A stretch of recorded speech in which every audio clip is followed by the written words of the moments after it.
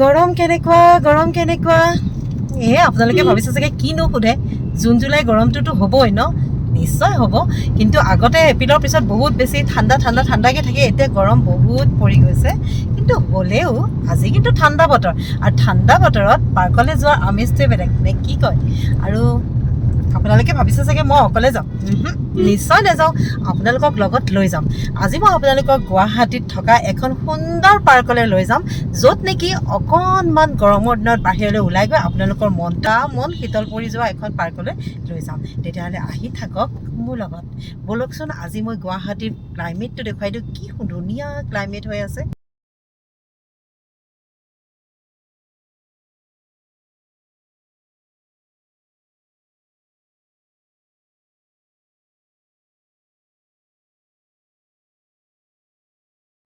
finally আমি আহি পেলাই পালোহি পাৰ্কখন এইখনেই হৈছে অটল উদ্যান আৰু এইখন আছে গুৱাহাটীৰ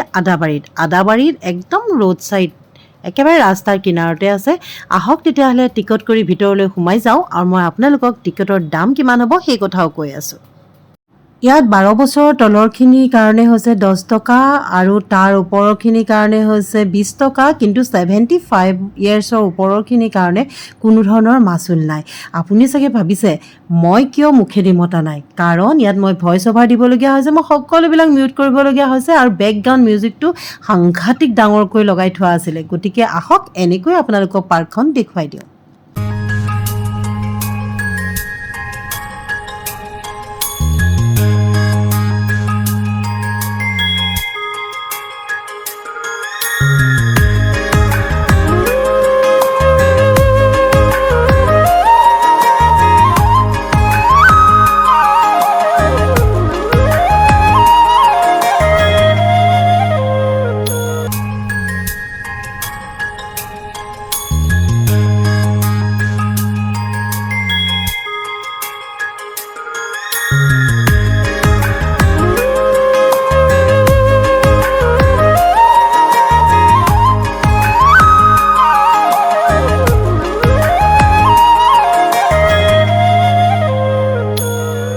মৰয়াৰ দুপাখি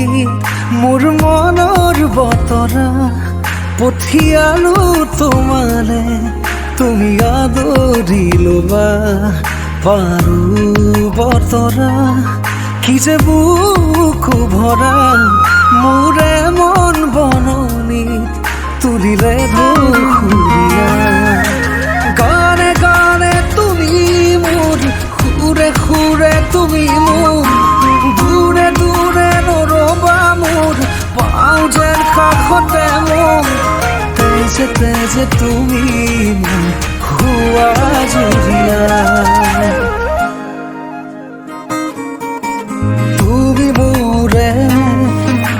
তুমি মোৰে যে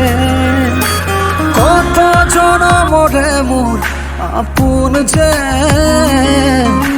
তুমি খুবা তুমি সপোন মোৰ আকাশৰে তুমি পোহৰ যে মনে আজি পাখি মেলে ও চোৱা কিনো ৰঙে হিয়া ভৰে মিঠা মিঠা আজি সপোনৰে অজানিতে চোৱা মন ভৰে দূৰণিৰে তৰাতিহে যেন জুৰিলেহি আজি মনে মনে হৃদয়তে কি যে বুকু ভৰা বহু মৰমেৰে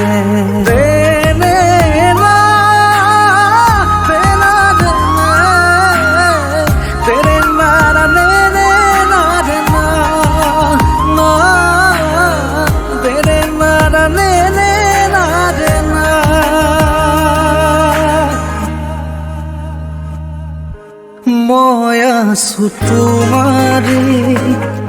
দুচকুৰে পাহিতে চাৰুৱা দুচকু জপা তুৰিয়া বতাহে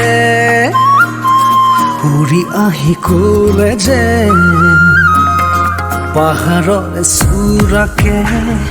মেঘে মেঘে যাচিয়াৰে আদৰ জুৰি দিয়ে বেগ ঝলকেৰে হিৰে হিৰে জপিয়া আবেগেৰে কৈ যায় শুনা শুনা পীড়িতিৰ নাই ভাগৰ আবেগৰ ৰাগী বতাহত উৰে চুদিশে মন কিনো কৰো তুমি নাই মোৰ কাষতে বিচাৰিছো কাষৰতে সদায় তোমাক শুনা শিকিব কুৰাপো নকওঁ মই আনক ফুলিব দিয়া তুমি মোৰে সময়া মৰম নাচিব দিয়া দুচকুতে তৰুণী হাতপাক এতিয়া ওলাই আহিলোঁ অটল উদ্যানৰ পৰা বহুত বেছি ধুনীয়া কিন্তু তাত মই সকলোবিলাক ভইচ অভাৰ দিবলগীয়া হ'ল এইকাৰণে কিয়নো তাত ইমান বেছি মিউজিক আছিলে জানেই সকলোৱে যিসকলে ব্লগ বনায় যিসকলে ইউটিউব কৰে সকলোৱে জানে কপিৰাইট ক্লেইম আহিব সেইটো কাৰণে মই তাত এতিয়া চবতে ভইচ অভাৰ দিবলগীয়া হ'ল বহুত বেছি ধুনীয়া পাৰ্কিঙৰো বহুত সুবিধা আছে কিন্তু মোৰ মনত দুটা মাইনাছ পইণ্ট মোৰ যেন লাগিলে পাৰ্কিং পইণ্টটোৰ পৰা আহোঁতে এটা এক্সিট দিছে এটা সোমোৱা দিছে এটা ওলোৱা দিছে কিন্তু পাৰ্কিং প্লেচটোৰ পৰা মানে